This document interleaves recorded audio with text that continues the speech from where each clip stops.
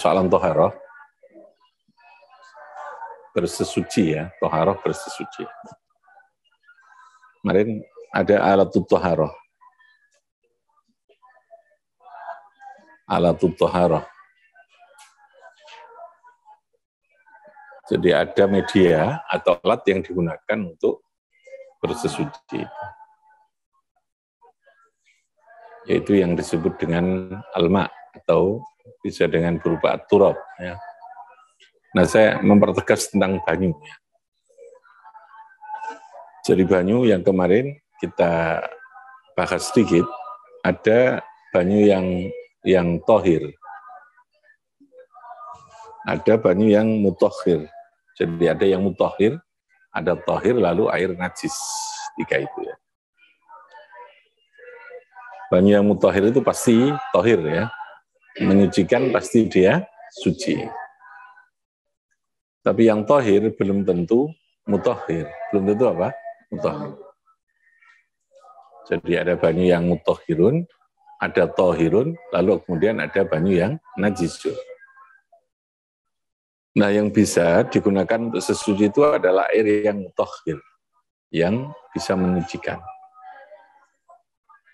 Nah, air yang bisa digunakan untuk bersesuci itu jenis airnya ada 7 kemarin.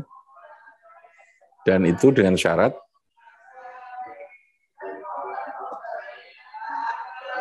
air tersebut tidak mustakmal. Mustakmal. Yang kedua tidak berubah. Jadi tidak terjadi taghayyurul ma'. Yang kedua tidak terjadi apa yang disebut dengan mustakmal. Air itu tidak posisi mustakmal. Jadi yang tohir yang bisa digunakan untuk bersuci adalah tohirun, mutohirun, suci dan mensucikan. Tohir mutohir itu dalam bahasa fikihnya namanya ma'un mutlakun. Air yang bersifat mutlak. Mutlak itu artinya yang tidak dibatasi oleh batasan ya, batasan oleh qayyid-qayyid tertentu. Yang melekat, yang bersifat melekat. Maka disebut dengan mutlak. Jadi tidak ada pembatasan nama maksudnya. Air hujan itu nama, ada air, ada sifat hujannya, ada nama hujannya ya, ada tempelan nama hujan. Tapi tempelan nama ini tidak lazimun. Jadi tempelan itu ada 2 ya, intinya qayyid itu ada 2. Qayyid yang lazim, ada qayyid yang munfak. Apa? Qayyid yang lazim, lalu kemudian qayyid yang munfak. Nah, yang menjadikan air itu tohir tapi ghair mutohir itu adalah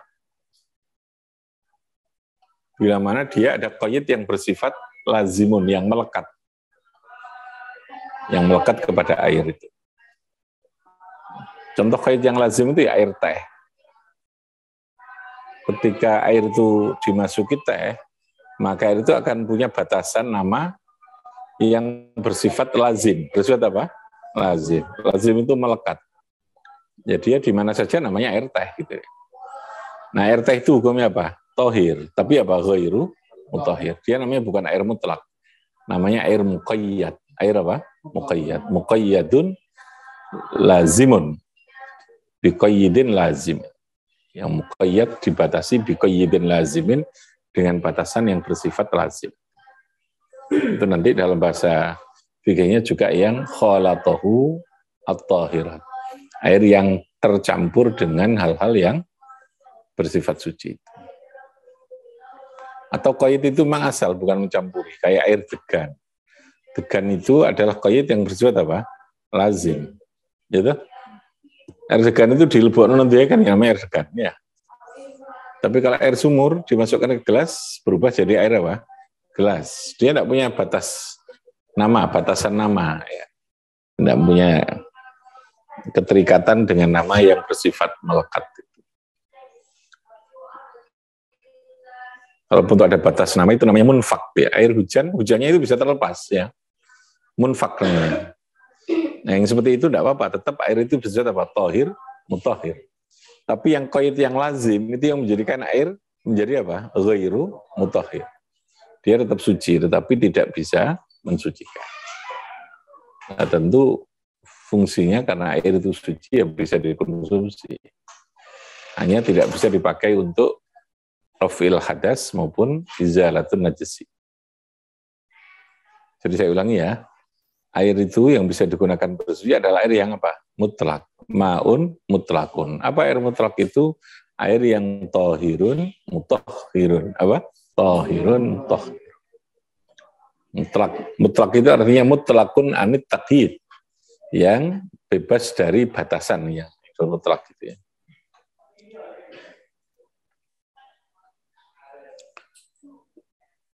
Tetapi kalau air itu punya qayyid, dibatasi namanya ma'un muqayyad, kalau bersifat lazim, qayyidnya itu, maka itu menjadikan air berubah menjadi tohir tapi ghairu mutahhir. Asal yang mencampur itu sesuatu yang suci.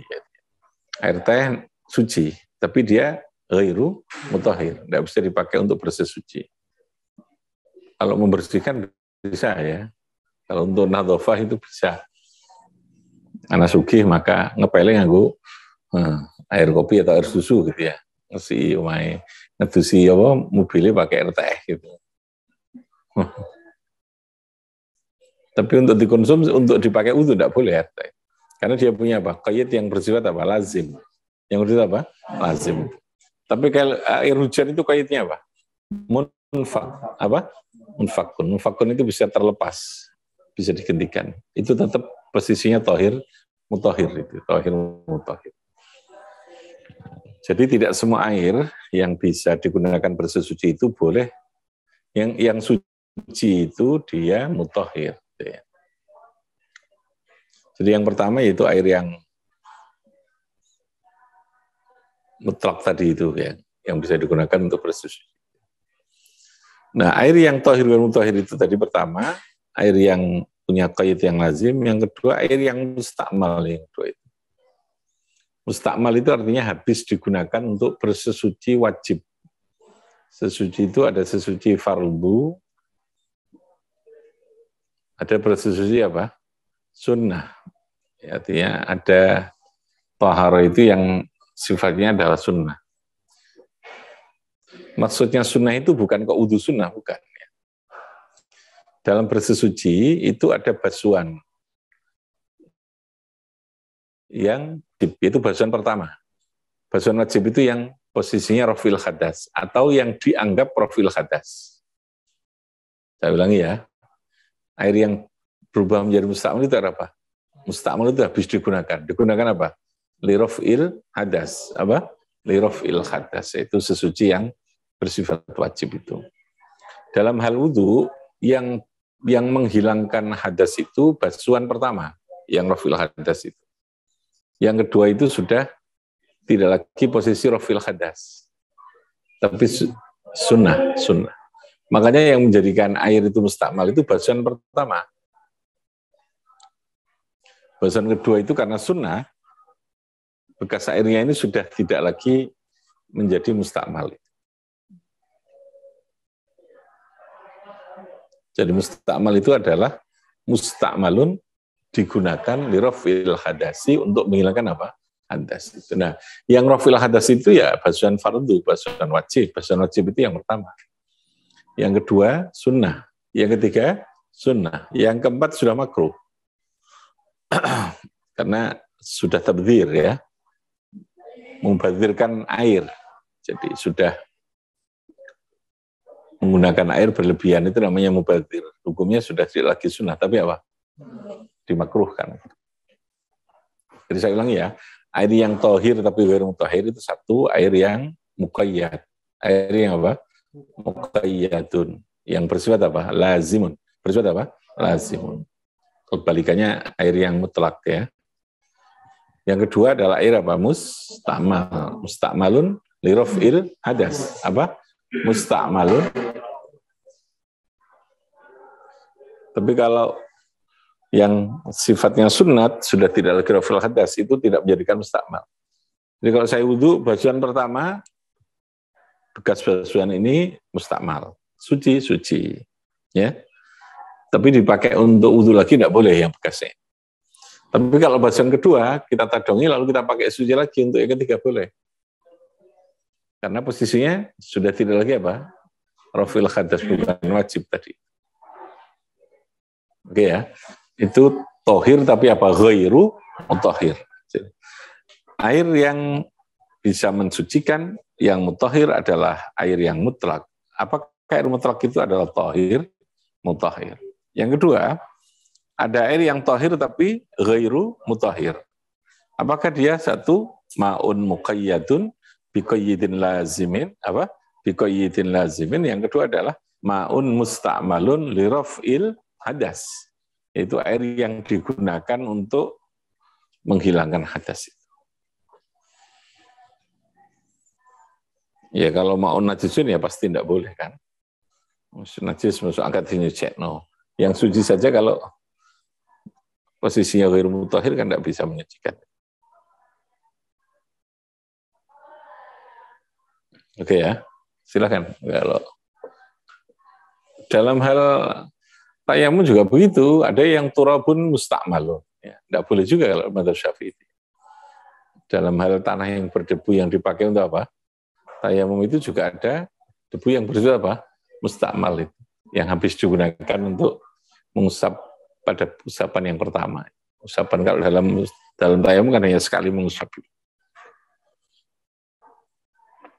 Silakan kalau ada yang tanya.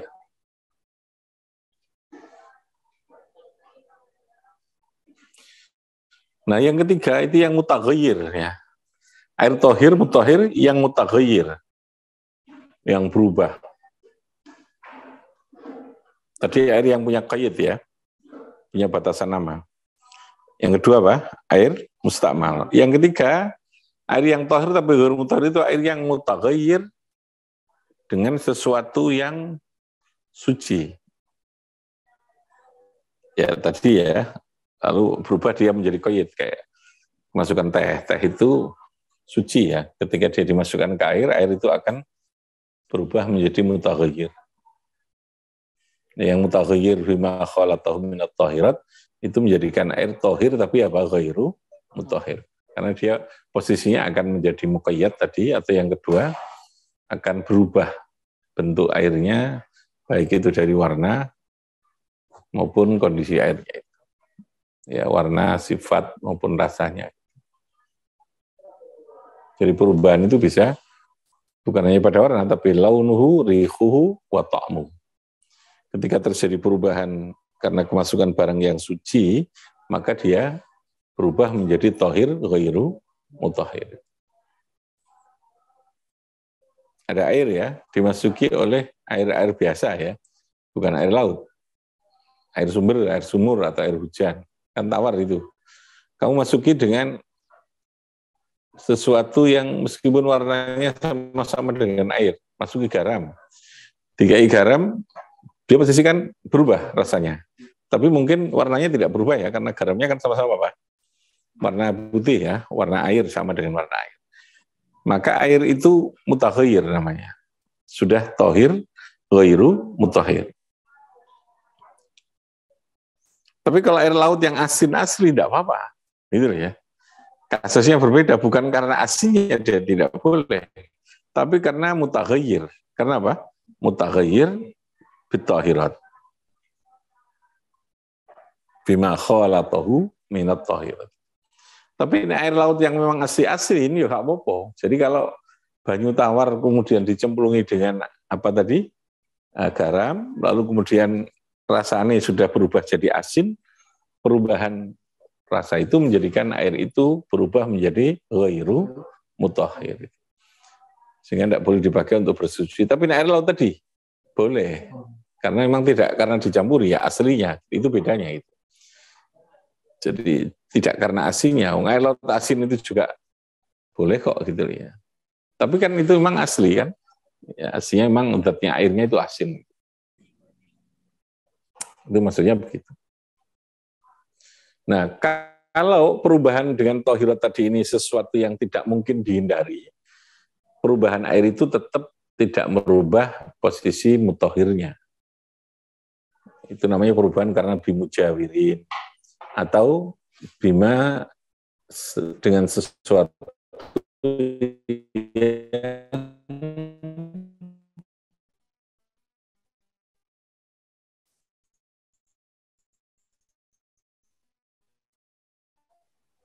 air itu membutuhkan itu. Kan mesti butuh apa? Temboknya kan? Dengan itu dia berubah. Maka perubahan air itu tetap tidak merubah posisi dia. Tetap apa? Tohir, mutahhir. Tetap apa? Tohir, mutahhir.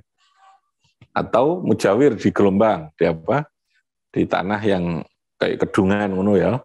Lalu di situ ada banyak suket, ganggang, macam-macam sekitarnya, yang air itu mesti warnanya putih, lalu dia berubah menjadi hijau atau biru. Maka perubahan itu tetap tidak merubah posisi air sebagai tohir, mutahhir itu. Karena perubahan itu karena sesuatu yang tidak bisa dihindari atau yang mujawir tetangga. Intinya kalau sesuatu yang dimasukkan ke dalam itu mestinya nggak dibutuhkan air, kok lalu dicemplung atau dimasukkan, yang lalu menjadi perubahan terhadap air itu yang menjadikan air itu tohir, ghairu, mutahhir. Yang taghayyurnya, yang mutaghayyirnya itu merubah, menjadikan posisi air itu ghairu mutahhir. Tapi kalau yang merubah itu sesuatu yang memang harus gitu ya, yang bahasa kitabnya karena mujawir, bergandengan atau bertetangga ya. Yang kedua karena memang sesuatu itu tidak mungkin bisa dipisahkan dari air, lalu dia merubah posisi air, maka air itu meskipun berubah, tetap posisinya apa? Mutahhirun. Ya kayak najdengan tadi ya. Tapi nih air itu nggak butuh itu ya, kayak umumnya tadi ya, teh ini kan air nggak butuh teh semuanya. Dicemplungnya terus jadi berubah. Namanya mutaghayyir bima khalatahu kalau itu. Baru dia berubah posisi menjadi apa? Tahirun ghairu mutahhir. Apa? Tahirun ghairu mutahhir. Oke ya. Yang ketiga, ada air yang najis. Tadi dengan catatan air. Jadi begini, dari segi jumlah gitu ya. Dalam mazhab Syafi'i itu ada air yang namanya air qalil. Mazhab Syafi'i ya. Ukurannya adalah ma'un qalil itu adalah bila mana air itu kurang dari 2 kula. Itu kategorinya qalil, sedikit. Maka ini yang ketika dipakai untuk wudhu, lalu bekas wudhunya masuk ke dalamnya lagi, yang menjadi mustakmal. Paham ya?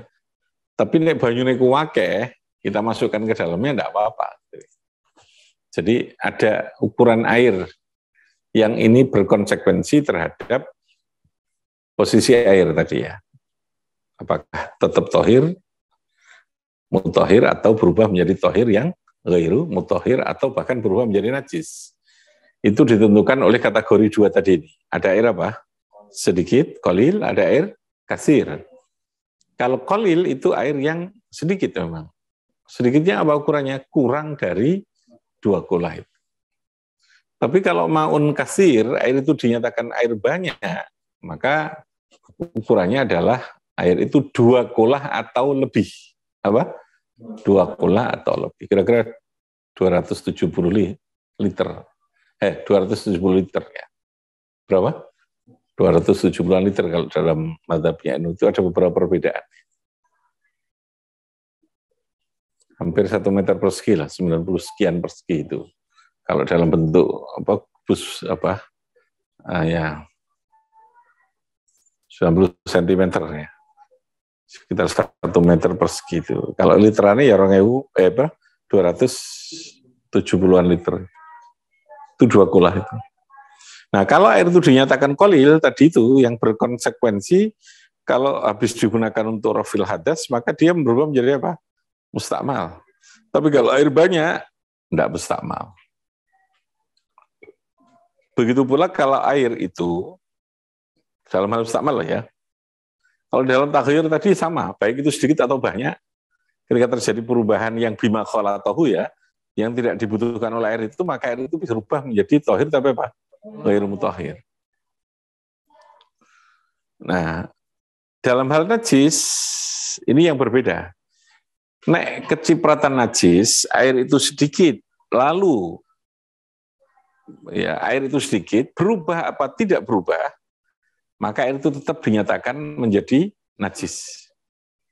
Otomatis dia menjadi najisun, berubah menjadi apa? Ma'un najisun. Apa? Ma'un najisun. Jadi air sing asalnya suci, nek kurang tekok 2 kula, tiba-tiba dia kemasukan najis, baik itu najis sedikit atau akeh, berubah atau tidak berubah, maka air itu berubah tidak lagi tohir tapi menjadi apa? Najisun. Tapi nek banyune iku akeh, berapa ukurannya kayak tadi? Atau lebih, minimalnya 2 kula. Maka dilihat-lihat dulu. Nah itu ya. Nek banyune berubah, maka dia menjadi najis. Tapi kalau tidak berubah, dia tidak menjadi najis, tetap tohir, mutohir.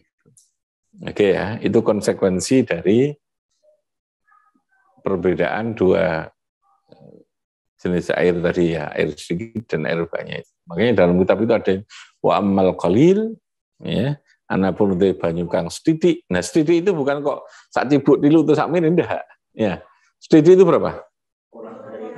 Kurang dari 2 kula. Nah, ini makanya harus ada pakai matematika dan ukuran itu, jadinya itu. Nah, yang aman itu ya pakai ini pancuran. Kalau pakai keran, pakai pancuran itu enggak ada lagi sudah yang namanya air segitu banyak. Karena posisi ketika kita wudhu, airnya juga langsung hilang kan, lepas. Yang jadi masalah kalau di pancurannya, di tandonya itu kemasukan najis kan gitu. Tapi kalau kita nggak tahu kan ya namanya garu kan, nggak tahu ngecek ya nggak ada urusan. Yang paling aman lagi itu ya dari sanyo langsung disedot, itu kan pasti nggak mungkin ada kholatohu ya. Makanya yang namanya tandon juga harus dicek apakah dia kecampuran. Tapi kalau yang merubahnya itu sesuatu yang mujawir atau yang memang tidak bisa dihindarkan ya tidak apa-apa gitu. Tapi nek kecampuran barang apalagi najis ya otomatis dia menjadi apa? Najis kalau berubah itu, kalau airnya itu banyak sekalipun ya, air sedikit baik itu berubah atau tidak berubah, kalau kemasukan najis dia menjadi apa?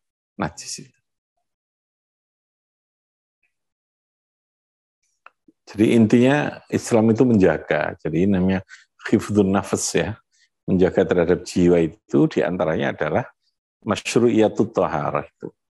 Disyariatkan adanya thaharah itu terkait dengan persoalan menjaga kehidupan. Oh nek atus rong dina awake kan ya karuan ya, bisa sakit ya, bisa gudikan. Tapi ada orang yang kadang berapa tahun itu nggak mandi gitu. Tahunan untuk manusia tanpa air gitu ya. Karena nah kalau bersesuci kan mesti harus yang digunakan sesuatu yang apa? Suci dan bisa mensucikan. Soalnya mensucikan lalu yang digunakan sesuatu yang kotor kan tidak mungkin. Oke, itu yang terkait dengan persoalan air sebagai alatut thaharah tadi. Silakan, kalau yang perlu tanya. Kalau air dicampuri sesuatu yang itu untuk efek kebersihan atau kesehatan, misalkan biasanya PGN kan dikasih taporit, janggal itu dia menjadi werukotosid atau iya. Jadi posisi taghayurnya ya. Kalau posisi taghayurnya tidak merubah secara signifikan ya terkait dengan posisi air ya enggak apa-apa. Ya. Atau keharusan. Saya tidak tahu apakah itu keharusan apa tidak.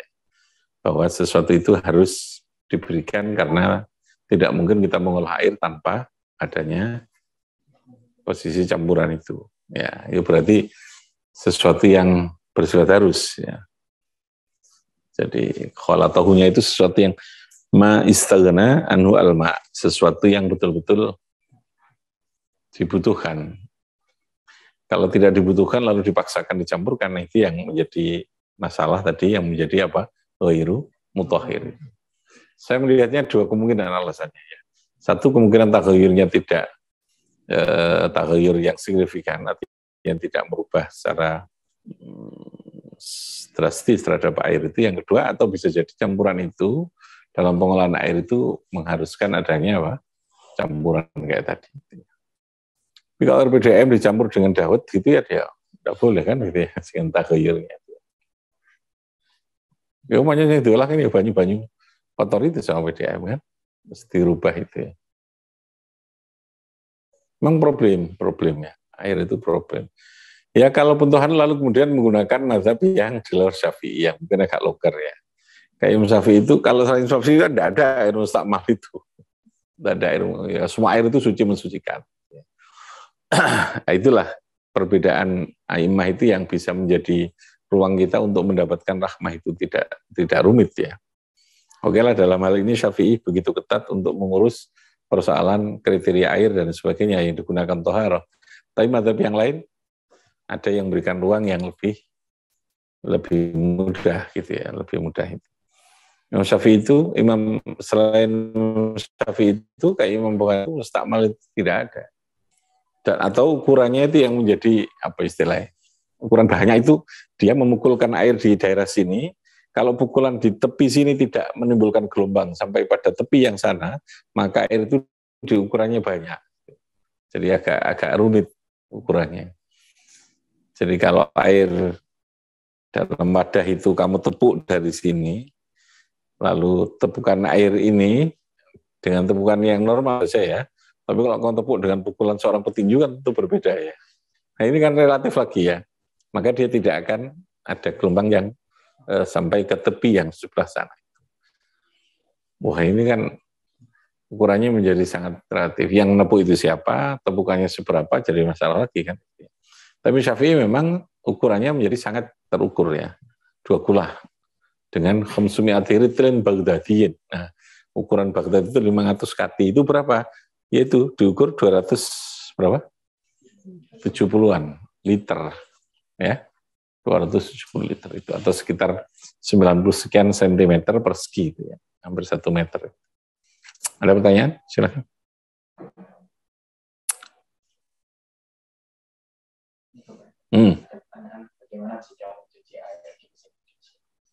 Nah, yang sebaiknya di mesin cuci itu tetap harus dihilangkan terlebih dahulu najisnya. Jadi gerojokan dhisik dengan pakai air. Nek wis posisi najisnya itu bersih, wis suci ya, maka tinggal proses pembersihannya itu pakai mesin cuci itu. Itu yang paling aman itu. Tapi kalau mau langsung dimasukkan, ya harus diulang-ulang. Posisi yang pertama memasukkan itu berarti adalah posisi toharohnya. Terus posisi kedua baru tantif, baru nadhofahnya. Jadi 2 hal ya. Dikhawatirkan baju itu terkena apa? Itu. Kalau dia terkena najis, maka langsung dimasukkan mesin cuci tanpa ada pembilasan sebelumnya, maka proses itu akan menjadikan semua air menjadi najis itu. Lalu bisa yang asalnya pakaian suci ya bisa menjadi najis. Nah, sing apik iku ya ono tahap pertama adalah mensucikan dulu, digerojok. Ya. Gerojok sudah dipastikan karena kita tidak tahu menengkel najis, semuanya sudah terkena air. Banyu ini wis mili kabeh gitu ya. Penggerojokan ini airnya harus mengalir ya. Harus mili, di keran atau di tempat digoyang banyu, dibilas kalau tidak banyak ya dicekel di ini kemudian digoyangi banyu. Setelah itu baru dimasukkan ke mesin cuci karena jadi masuk mesin cuci itu sebaiknya posisi sudah dipastikan bukan bersih, apa? Suci itu. Tapi masih kotor kan? Nah, baru proses mesin cucinya itu proses tandif. Nadhofahnya apa? Membersihkan itu. Nek langsung masuk mesin cuci, ini kalau dipastikan ada najisnya loh ya. Nah, kalau kita tahu baju kita sendiri langsung masuk mesin cuci ya tidak apa-apa. Nek kelamin ide yang kita tahu bahwa ini tidak ada najisnya gitu ya, langsung mau mesin cuci ya tidak apa-apa gitu. Tapi kalau itu banyak baju yang kita ragu-ragu, maka pastikan saja di situ ada kemungkinan yang terkena apa? Najis. Caranya piye? Gerojokan banyu dhisik sebagai toharohnya, toharoh atau izalat izalatun najasah ya. jatuh najasahnya, dihilangi dhisik dengan digerojok pakai air itu. Caranya ngilangin najis kan digocok banyu kan, dengan isolul ma. Airnya harus digerojok. Jadi posisi airnya itu digerojokno, diwaritkan ke situ. Jadi istilahnya ada warid, ada maurud. Kalau yang kita datangkan ini bajunya masukkan ke dalam namanya maurud. Ya. Paham ya? Ini menjadikan najis kalau airnya tidak banyak dan tidak bisa menjadi suci. Kemasukan najis kok nggak bisa menyucikan. Caranya biar iki diwaritkan. Airnya yang didatangkan di sini. Namanya warid. Kalau ini namanya apa? Maurud. Menjadikan najis. Ya, yang bagus itu ya warid, airnya yang gerocok tadi itu, airnya yang didatangkan ke sini. Jangan ininya yang didatangkan di dalam air. Kalau ini masukkan ke dalam air, posisi air yang asalnya tohir mutohir berubah menjadi apa? Najis. Berubah menjadi apa? Najis. Tapi kalau airnya yang kita masukkan di sini, ya posisinya ini yang suci kan. Nah, bekasnya airnya kan hilang. Nah, nek wis disucikan ini baru masukkan ke mesin cucinya karena posisi sudah suci bendanya itu, tinggal tandifnya natofahnya. Nah, caranya begitu. Jadi istilah warid maurud itu. Airnya yang didatangkan. Ya. Jangan bajunya yang datang ke air. Silakan, ada lagi?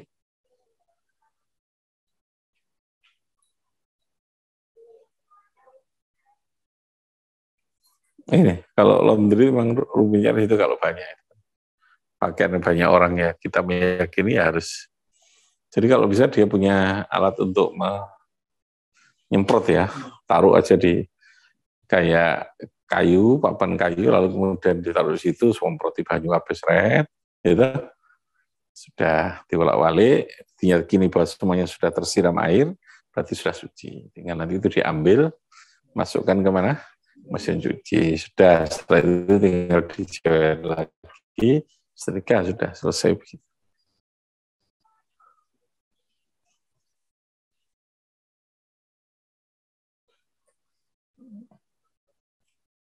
Oke, ada yang bertanya lagi? Iya, mana? Apa? Zakir ya?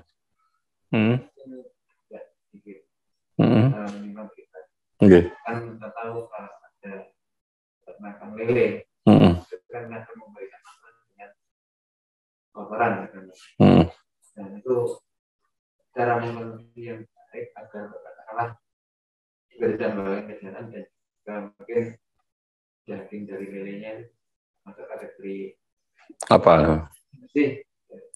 Najis apa tidak gitu ya? Jadi begini, ada sesuatu itu berubah karena istikhlal. Ya, jadi pensuciannya itu menjadi suci, yang asalnya najis menjadi suci karena terjadi ikhalah. Istikhlal itu artinya perubahan. Kayak khomer itu kan najis ya. Dia ketika berubah dengan sendirinya tidak ada rekayasa. Karena rekayasa ini menjadi penentu juga apakah perubahan itu menjadi najis, menjadi suci apa tidak gitu ya. Kalau perubahan dengan sendirinya istilahnya, maka khomer itu berubah jadi cukak dengan binafsiyah, maka khomer itu menjadi suci. Ketika berubah menjadi apa? Cukak dengan sendirinya. Tapi kalau direkayasa dengan masukkan benda atau dengan melakukan sesuatu, rekayasa ini menjadikan perubahan itu tetap tidak merubah posisi najisnya. Meskipun dia berubah jadi cukak, kasih perubahannya itu karena direkayasa, apalagi dengan masukkan satu benda, otomatis benda ini ketika dimasukkan kan najis toh. Yang berubah kan apanya? Khomernya kan. Nah ini kan posisi tetap najis, berarti kena najis ya. Logikanya begitu. Tapi yang pasti di fikih Syafi'i itu binafsiyah. Nah, darah ketika dia berubah jadi telur, maka telur itu menjadi suci. Tong jadi kupu-kupu, maka kupu-kupu itu juga berubah menjadi apa? Suci, meskipun dari barang najis. Nah, kasus lele tadi sama.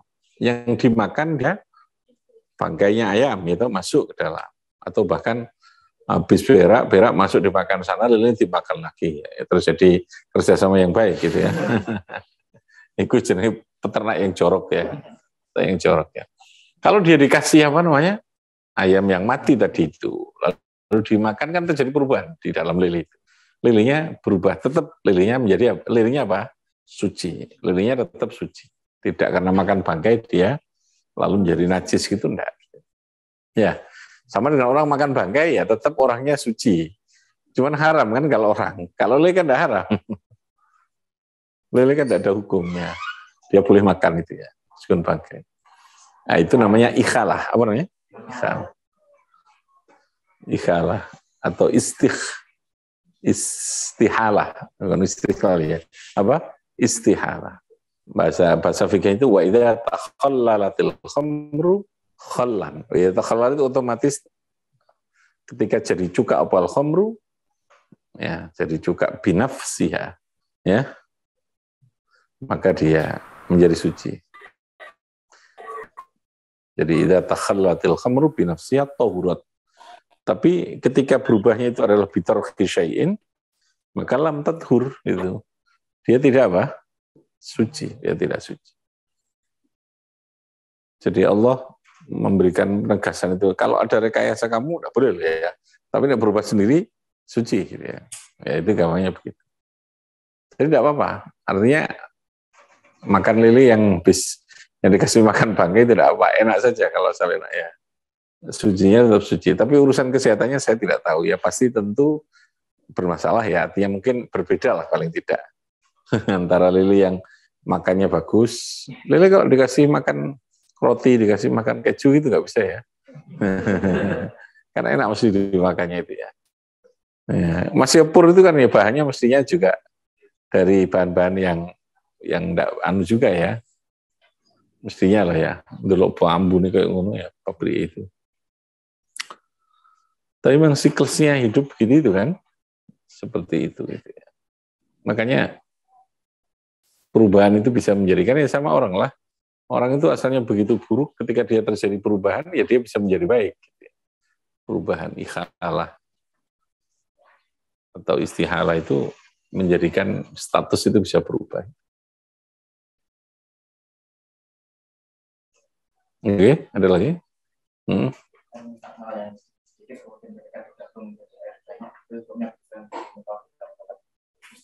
Tetap mustakmal. Tetap mustakmal. Kecuali kalau yang mencampur itu bukan air mustakmal sebelumnya. Jadi ada kecampuran lagi dengan air yang tidak mustakmal. Malah lebih mustakmal ya. Mustakmal banget gitu.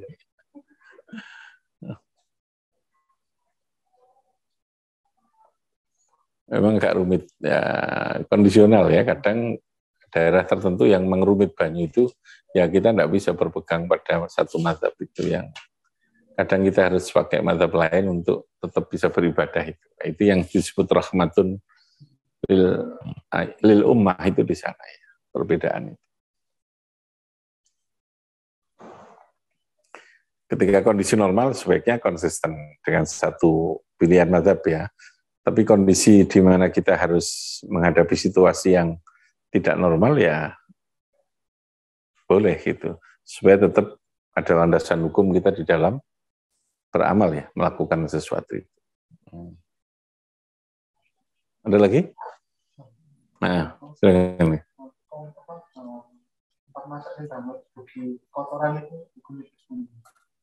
Maksudnya? Kompor. Oh, apinya ya, perapiannya ya.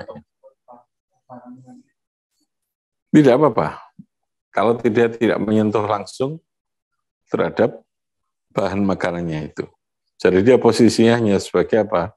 Media atau alat yang tidak langsung bersifat direct ya. Yang tidak langsung bersentuhan dengan makanan. Tretong ya, digawe ngobong. Mana ya? Digawe apa? Membakar untuk masak, lalu di atasnya ini ada apa? Tungkunya, yang tungku ini menjadi tempat yang tidak tembus dengan ini, tidak apa-apa. Bahkan api itu ada yang menyebutkan di antara mazhab itu bisa menyucikan. Dikiaskannya itu dengan apa? Dengan orang ketika masuk di neraka, gitu, dosa kan? Dosa itu kan najis. Dosa Al-Quran menyebutnya dengan najisun. Nah, untuk bisa dia masuk surga, yang di surga itu harus orang suci semua. harus dibersihkan dulu dengan diwobong. Kalau dikiaskan ngono berarti api itu bisa bersihkan. Jadi untuk pakai api itu boleh gitu ya. Atau ada apa barang najis disucikan dengan dibakar itu sebagian atau begitu. Itu ekstrim gitu ya. Kiasi waktu itu neraka gitu ya. Jadi asal tidak bersentuhan langsung tidak apa-apa karena bahan itu bisa apa saja. Yang problem itu kan ketika bahan itu masuk ya.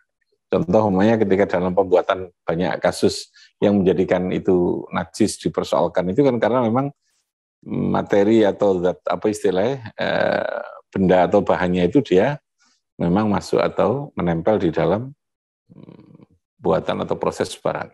Itu yang menyebabkan benda yang dipakai atau apa namanya produksinya itu menjadi apa?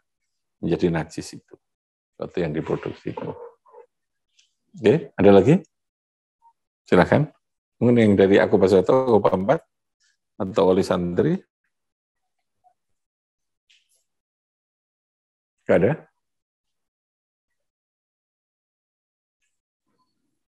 Kalau sudah kasuistik itu memang banyak itunya ya.